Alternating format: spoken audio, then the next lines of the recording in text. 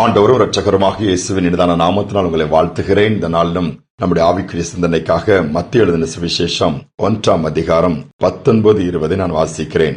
மரியாளின் புருஷனாகிய யோசேப்பு நீதிமானாயிருந்து அவளை அவமானப்படுத்த மனதில்லாமல் ரகசியமாய் அவளை தள்ளிவிட யோசனையாயிருந்தான்.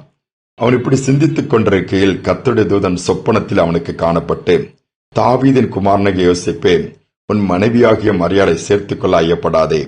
அவளிடத்தில் உற்பத்தியா இருக்கிறது பரிசுத்த ஆவியினால் உண்டானது. பாருங்கள், இந்த இடத்துல மரியாள் இயேசுவானவர் பிறப்பதற்காக தன்னையே அர்ப்பணித்த ஒரு அருமையான கன்னிகை, ஒரு பெண். அதே நேரத்தில் அவள் கணவனாக நிச்சயிக்கப்பட்ட மனுஷன் பேர் யோசேப்பு. திருமணமாகவில்லை, அதற்குள்ளே பரிசுத்த ஆவியினாலே இயேசு இந்த பூமியிலே வர வேண்டும் என்கிற வார்த்தை நிறைவேற மரியாள் கற்பம் தரித்திருக்கிறார் என்பதை யோசேப்பு கேள்விப்படுகிறான். அதனால் எப்படியாவது ரகசியமா தள்ளி விட்டுறணும், கழட்டி விட்டுறணும், நமக்கு இது செட் ஆகாதுன்னு சொல்லி யோசித்து அப்படியே படுத்து தூங்குறாரு. வேதம் சொல்லுகிறது யோசேப்பை குறித்து நீதிமான் என்று சொல்லப்பட்டிருக்கிறது. தூங்கிட்டு இருக்கும் போது தேவதூதன் சொப்பனத்துல பேசும்படியா ஆண்டவர் அனுப்பி வைக்கிறார். தேவதூதன் யோசேப்பை பார்த்து பேசி காரியங்களை சொப்பனத்தில் வெளிப்படுத்துகிறார். எப்படி என்று சொன்னால், இவன் மரியாளை சேர்த்துக் கொள்ள ஐயப்படாதே, அவன் மேல சந்தேகப்படாதப்பா, வேற ஏதாவது தவறான காரியமா இருக்குமோ, இதெல்லாம் எப்படி நான் ஏத்துக்க முடியும்? உலக பிரகாரமாய் பார்க்கும்போது எந்த ஒரு மனிதனாலும் அதை ஏற்றுக்கொள்ள முடியாத உண்மைதான். ஆனால் இது பரிசுத்த ஆவியினால் நிகழ்ந்த ஒரு நிகழ்வின் ஏற்றுக்கொள். அவளிடத்தில் மூலமாய் இயேசு பிறக்கப் போகிறார். அவர் ஜனங்களின் பாவங்களை நீக்கி ரட்சிக்கிறவர். மீட்பு அவர் மூலமாய் தான் ஏற்படுத்தப்பட்டிருக்கிறது சொல்லி காரியங்களை விளக்குகிறார். உடனே பாருங்கள், மரியாளை யோசேப்பு சந்தோஷமா ஏற்றுக்கொள்ளுகிறார். தேவனுடைய திட்டம் நிறைவேறுகிறது. எனக்கு இந்த உலகத்துல சந்தேகம் நிறைந்த உலகம். நல்ல நண்பர்களா இருக்கிறாங்க, யாராவது ஒருத்தர் ஒரு சந்தேகங்கிற விதையை உள்ள விதைச்சிருவாங்க, அது பிரிஞ்சு போயிருவாங்க. சரி, நண்பர்கள் தான் பிரிஞ்சு போயிட்டாங்க, பரவாயில்ல. கணவன் மனைவிக்குள்ளே சந்தேகம் இன்னைக்கு வரும்பொழுது குடும்பங்கள் உடைந்து சின்ன பின்னமாகி பிள்ளைகள் தெருவில் இருக்கிற அளவுக்கு இன்னைக்கு சூழ்நிலையை பார்க்க முடிகிறது. ஒரு கம்பெனியில வேலை செய்கிற ஒரு சகோதரி, அவருடைய கணவன், அவங்க பிசினஸ் பண்ற கணவன் தான். இவள் கம்பெனிக்கு போயிட்டு வருவா, அவரும் பிசினஸ் முடிச்சுட்டு வருவாரு. சில நாள் டிராபிக்ல கஷ்டப்பட்டு நீந்தி தான் வீட்டுக்கு வரணும். அந்த மழை நேரம்னா கேட்கவே வேண்டாம். நம்ம எந்த நேரம் எங்க எப்படின்னு போகணும்னு நம்ம தீர்மானிக்கவே முடியாது, அது எப்படிதான் போனாலும். ஆனா இந்த சூழ்நிலையிலே என்ன நடந்தது என்று சொன்னால், இங்கு பார்க்கும் பொழுது இந்த சகோதரி ஒரு நாள் லேட்டா வராரு. அன்னைக்கு பார்த்து கணவன் கொஞ்சம் முன்னிட்டு வீட்டுக்கு வந்துட்டாரு. நீ அப்ப டெய்லி வேணுண்டே இவ்வளவு லேட்டா தான் வருவியா, நீ எங்கேயோ சுத்திட்டு வரா, பயங்கரமான வார்த்தைகளை பயன்படுத்தி இருக்கிறாரு.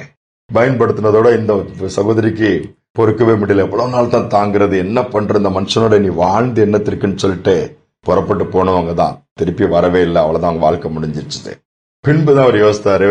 விசாரிக்கும் போது டெய்லி எவ்வளவு நேரம் ஆகுது, டிராபிக்ல இவ்வளவு ஆகுது, இவ்வளவு பிரச்சனைகள் இருக்குது, இதை தாண்டி தான் வரணும் போது, ஐயோ என் மனைவியை நான் வீணா சந்தேகப்பட்டுட்டேன்னு சொல்லிட்டு நொந்து புலம்பினாராம். ஆனால் காலம் முடிஞ்சு போச்சுது, காரியங்களும் கைவிட்டு போயிடுச்சு. நீ அநேக வாழ்க்கை அப்படிதான். சின்ன சின்ன காரியங்களுக்கெல்லாம் சந்தேகம், சின்ன சின்ன காரியங்களுக்கெல்லாம் இந்த மாதிரி எப்படி இருக்குமோ எப்படி இருக்குமோ சொல்லி ஐயப்பட்டு கொண்டிருக்கிறது. ஆண்டவர் விரும்புவதில்லை. உண்மையிலே நீங்கள் நீதிமானா இருப்பீர்கள் என்று சொன்னால், ஆண்டவருக்கு பிரியமா இருந்தீங்கன்னா காரியங்கள் வெளிப்படுத்தப்படும். பாருங்கள், மரியாளுடைய காரியத்தை அழகாக யோசிக்கப்பட்ட கர்த்தர் பேசுகிறார் தூதன் மூலமாய். எவ்வளவு அற்புதமாய் காரியங்களை வெளிப்படுத்துகிறார். ஒரு காரியத்துல சந்தேகம் வந்துட்டுனா ஆண்டவர்கிட்ட கேளுங்கள். அது நண்பனாக இருக்கலாம், மனைவியாக இருக்கலாம், கணவனாக இருக்கலாம். கர்த்தர் காரியங்களை வெளிப்படுத்துவார். அதற்காக யாரோ சொல்லுகிறார்கள், எங்கேயோ கேள்விப்படுகள் நினைப்பீர்கள் என்று சொன்னால் வாழ்க்கை நரகமாக போய்விடும். இதுல யோசேப்பு மரியாளுடைய வாழ்க்கையின் காரியங்கள் நாம் கற்றுக்கொள்கிறது அதுதான். கர்த்தருக்கு பிரியமா இருப்போம், கர்த்தர் நடத்துவாரு, கர்த்தர் காரியங்களை வாய்க்க பண்ணுவாரு. சோர்ந்து போக வேண்டாம். கர்த்தருடைய பிள்ளைகளுக்கு எதுவுமே அவர் மறைக்க மாட்டார். செபிங்க, காரியங்கள் வெளிப்படும். காரியங்கள் வெளிப்பட்ட பிறகு நமக்கு ஒரு தெளிவு உண்டாயிரும்.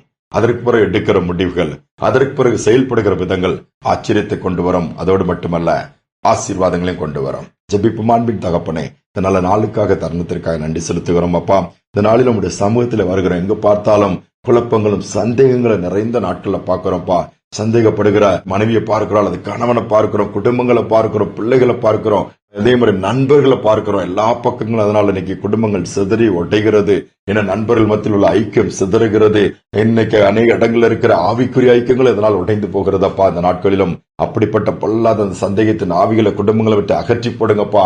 உமக்கு பயந்து நடக்கும் பொழுது நீ காரியங்களை வெளிப்படுத்துகிறேன். அதே போல உங்களுடைய கற்பனைகளை கைப்பொழுது நீதிமானா இருக்கும் பொழுது நீ கூட இருக்கிறீங்கப்பா, கைவிடுவதில்லை. ஒவ்வொரு குடும்பங்களிலும் உங்களுடைய கரம் இறங்கி வரட்டும், குற்றங்கள் குறைவுகள் மன்னிக்கப்படட்டும், சமாதானம் உண்டாகட்டும் அப்பா, சந்தோஷம் பெருகட்டும். இந்த நாளிலும் அப்படிப்பட்ட கிருபை கொடுத்து, ஐயோ தேவையில்லாத சந்தேகம் வருகிறத, சின்ன சின்ன காரியங்கள்ல குழம்புறன, இல்ல தேவையில்லாத மனிதருடைய வார்த்தையை கேட்பதனால் ஏற்படுகிற பிரச்சனைகள் எல்லாம் மாறட்டும். அப்படிப்பட்ட நபர்களிலிருந்து பிள்ளைகளை பாதுகாப்பீராக வழி நடத்தும். துதிக நம்மை ஏற்றுக்கொள்ளும். இயேசுவின் நாமத்தில் பிதாவே, ஆமேன், ஆமேன். இந்த ஒரு காரியத்தை குறித்து தேவையில்லாமல் சந்தேகப்படாதீர்கள். ஆண்டவர்கிட்ட கேளுங்கள், ஆண்டவர் காரியங்களை வெளிப்படுத்துவார். அதற்கு பிறகு முடிவெடுங்கள், ஆண்டவரை சார்ந்து வாழுங்கள். ஆண்டவரை நம்பும் பொழுது எல்லாவற்றின் நன்மைக்கு எதுவாகத்தான் நடத்தி கொடுப்பார். இந்த சிந்தனையோடு நாளை தொடரும். மீண்டும் நாளை தினம் சந்திப்போம்.